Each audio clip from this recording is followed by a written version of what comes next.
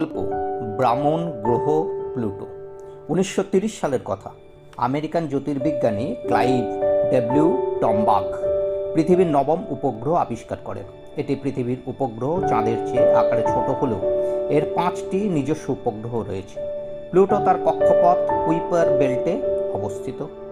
একটি পূর্ণাঙ্গ গ্রহের জন্য 3টি শর্ত পূরণ আবশ্যক: সূর্যকে প্রদক্ষিণ, প্রায় গোলাকার এবং কক্ষপথ পরিষ্কার রাখা। এর মধ্যে প্লুটো তৃতীয় শর্তটি পূরণ করতে পারে না। 24শে আগস্ট 2006 সালে ইন্টারন্যাশনাল অ্যাস্ট্রোনমিক্যাল ইউনিয়ন IAU গ্রহের নতুন সংজ্ঞা নির্ধারণ করে। প্লুটো তার কক্ষপথ পরিষ্কার রাখতে না পারায় এবং আকারে ছোট হয় এটিকে বামন গ্রহ হিসেবে শ্রেণীবদ্ধ করা হয়।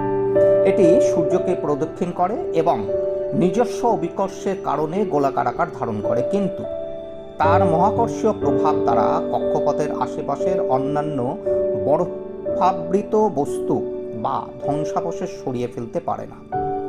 প্লুটো এখন এরিস, সেরেস, হাইমেয়া এবং মেকের মতোই বামন গ্রহ। বিশ্ব ব্রহ্মাণ্ডের কাছে ওর মর্যাদা হানি হয়েছে। বোধহীন বলে নিশ্চিত আতে ঘা লাগেনি, কিন্তু 4.28 বিলিয়ন থেকে 7.5 বিলিয়ন কিলোমিটার দূরে থাকা গ্রহটির জন্য পৃথিবীতে বসে মন কেঁদে উঠেছে 10 বছরের খুদে কায়লারের। ওর মহাকাশ নিয়ে কৌতূহলের শেষ নেই। তার প্রিয় প্লুটো কেন এখন আর গ্রহ নয়, সেই মন খারাপ থেকেই সরাসরি নাসাকে চিঠি লিখে বসল সে। চিঠিতে শুধু আবদারই নয়, প্লুটোকে কেন গ্রহের মর্যাদা দেওয়া উচিত তার দাবির সপক্ষে চমৎকার কিছু তথ্যও তুলে ধরেছে। সে আরও জানিয়েছে, প্লুটোকে পুনরায় গ্রহের মর্যাদা দিলে সে এবং তার বন্ধুরা অত্যন্ত খুশি হবে।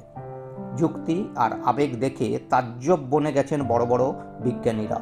আর সব থেকে অবাক করা বিষয় হলো, খুদে এই বিজ্ঞানপ্রেমীর চিঠির গুরুত্ব বুঝে নাসা যখন পাল্টা জবাব দিল, কায়লা, আমরা বিষয়টি খতিয়ে দেখছি, তখন সেই মুহূর্তেই উত্তর ভাইরাল হয়ে গেল নেট দুনিয়ায়। বিশ্ববাসী তাকিয়ে আছে নাসার অনুকূল সিদ্ধান্তের আশায়, যা কায়লা আর ওর বন্ধুদের মুখে জয়ের হাসি ফোটাবে।